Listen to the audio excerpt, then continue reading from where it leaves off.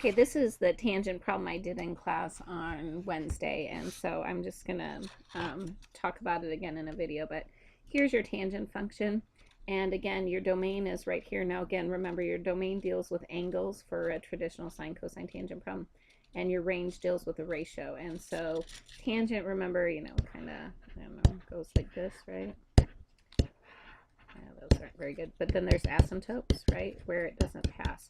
So as far as the domain goes, we have all infinity, except every time we have an asymptote, there's a hole or there's a missing part of the graph, and that happens every odd multiple of pi over 2.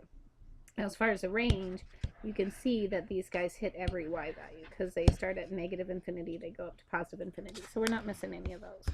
All right, so we're going to find the inverse function, but then we're also going to find the domain and range.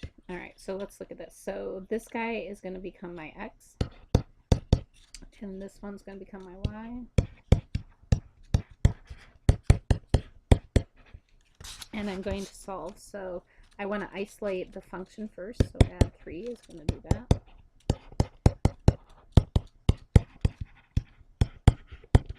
Okay, now I still haven't isolated my function yet because that negative, so you need to either multiply both sides by negative or divide by negative, whichever you, however you think of solving that equation, I guess. All right, at this point I have my tangent function isolated, so I'm going to do the inverse to both sides. So the inverse of tangent is inverse tangent. Okay, those are going to cancel, so inverse tangent of that guy equals y plus 1. Now again, if you look at your original, the stuff on the outside is what impacts the ratio, okay, because this is your angle, right, and you input your angle, you get a ratio, and what's going to happen to that ratio? Well, it's going to be multiplied by negative and subtract 3. So you can see how this part right here that deals with the ratio has that same process there. In just a second. Excuse me. Sorry about that. All right, and so then our next part here is that we need to finish up. So we want to subtract that 1. All right, so I'm going to subtract the 1. So I get the inverse tangent equals, and then instead of y, I'm going to put f inverse of x.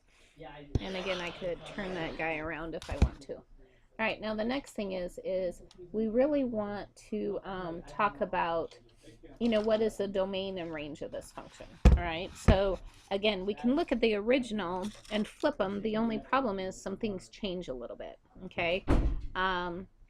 So remember, the inverse tangent is kind of like inverse sine. It's only defined over here between negative pi over 2 and pi over 2, all right? So my new domain and range, okay, this one, the domain deals with angles, okay, so that's going to become my new range. So this isn't going to be applicable anymore because I'm stuck between typically a negative pi over 2 and pi over 2. Now, the only problem is with this function is, do you see how in the beginning here, there's nothing that's going to affect the period. Do you see how that's a 1? But there's a negative 1 phase shift here. That's going to impact these. So I technically have to have that phase shift in there too. All right, so my new